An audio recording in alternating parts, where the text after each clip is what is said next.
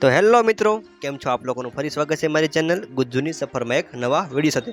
મિત્રો આજે આપણે જઈ રહ્યા છીએ સત્તાધાર ધામ। તો મિત્રો આજે આપણે વાત કરશું સત્તાધાર ધામની। તો મિત્રો તમે મારી સાથે જોડાઓ મારા વ્લોગ સાથે અને આ મુસાફરીનો આનંદ માણો। અને મિત્રો ચાલો આપણે શરૂ કરીએ આપણી આ મુસાફરી।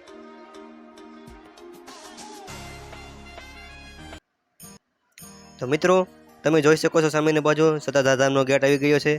અને મિત્રો સત્તાધાર ધામ એ જૂનાગઢ જિલ્લામાં આવેલા વિસાવદર ગામની બાજુમાં આવેલું એક સુંદર સ્થળ છે, જે મિત્રો જૂનાગઢથી લગભગ 49 કિલોમીટર તેમજ વિસાવદરથી 7 કિલોમીટરના અંતરે આવેલું છે। મિત્રો તમે સામે જોઈ શકો છો તે મુખ્ય દ્વાર છે મંદિરનો, અને તમે જોઈ શકો છો એનું બહારનું આંગણ છે, જ્યાં લોકો ભજન કીર્તન કરી શકે તેમજ રાત્રિ રોકાણ માટે અહીંયા સૂઈ શકે છે તેવી પણ વ્યવસ્થા છે। અને મિત્રો તમે અહીં જોઈ શકો છો બીજા નાના મોટા સમાધિ મંદિર પણ છે, તો તમે તેના પણ દર્શન કરી શકો છો। મિત્રો અંદર શૂટિંગની મનાઈ છે, પણ અમે લોકો અહીંયા પરમિશન લઈને અંદરની શૂટિંગ કરી રહ્યા છીએ। તો મિત્રો તમે એક ખાસ વસ્તુનું ધ્યાન રાખજો। અને મિત્રો હવે અમે લોકો સાંજના સમયે અહીંયા પહોંચ્યા છીએ, તો અમે લોકો અહીંયા થોડીક રહેવાની વ્યવસ્થા કરીને તમારી સાથે સાંજે ફરીથી જોડાઈએ। મિત્રો ફરી આપણે આપણા વિડીયો સાથે જોડાઈએ છીએ। તો મિત્રો તમે સામે જોઈ શકો છો હવે આપણે રાત્રિનું વ્યૂ તમને બતાવી રહ્યો છું। તમને પહેલાં જે વ્યૂ બતાવ્યો હતો તે સાંજ પહેલાંનો વ્યૂ હતો, કે તમે મંદિરના દર્શન કરી શકો છો, કે આજુબાજુની જગ્યા તમે જોઈ શકો છો। તે અમે લોકો જોઈને પછી રૂમની વ્યવસ્થા કરી, તેથી એમાં લોકો અહીંયા ત્યાં રાત માટે રોકાણા છીએ। હવે તમને રાત્રિનું સીન બતાવી રહ્યા છીએ। સામે તમે જોઈ શકો છો જે તમને બતાવ્યું હતું મુખ્ય દ્વાર તે છે। અહીંયા લોકો વિશ્રામ માટે બેસી રહ્યા છે, તેમજ અહીંયા પાછળ એક ધરો પણ છે, તેની પણ તમને મુલાકાત કરાવું, કે જ્યાં તમે લોકો નાહી પણ શકો છો। અને મિત્રો આ આપણે સત્તાધાર ધામના ઇતિહાસની વાત કરીએ તો આ અહીંયા પહેલાં ગીગા આપા, જેને આ સુંદર સ્થળની જગ્યાનું નિર્માણ કર્યું હતું। ત્યારબાદ આ જગ્યાને તેના સંતો મતલબ કે શિષ્યો ધીમે ધીમે આ જગ્યાને ચલાવતા ગયા, અને અહીંયા આપા ગીગા ગૌશાળા તેમજ ભોજનની પણ સેવા કરતા હતા।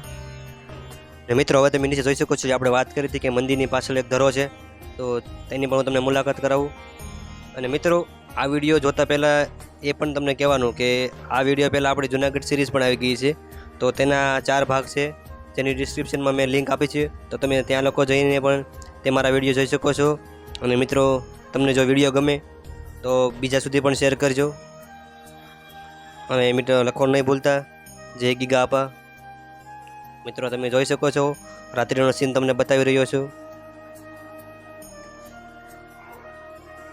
અને મિત્રો ખાસ કરીને કે જે લોકો અહીંયા આવે છે તો તે લોકોને એ પણ કહેવાનું ખાસ કે જો તમે લોકો રાત્રિ દરમિયાન આવતા હોય તો અહીંયા રહેવાની પણ સુવિધા સારી છે, તો તમે અહીંયા રાત્રિ રોકાણ પણ કરી શકો છો, તેની પણ એ વ્યવસ્થા સારી છે। તમે સામે જોઈ શકો છો મારા મિત્રો તથા મારા ભાઈઓ છે, તે પણ આ મુસાફરીનો મારી સાથે આનંદ લઈ રહ્યા છે। અને મિત્રો આ સત્તાધાર ધામ એ જંગલની મધ્યમાં આવેલું એક સુંદર અતિ રમણીય સ્થળ છે, જ્યાં તમે તેની મુલાકાત લઈ શકીને મનને આનંદ આપી શકો છો। અને મિત્રો બહુ શાંત વાતાવરણ છે, તો તમે અહીંયા એક અવશ્ય આવજો।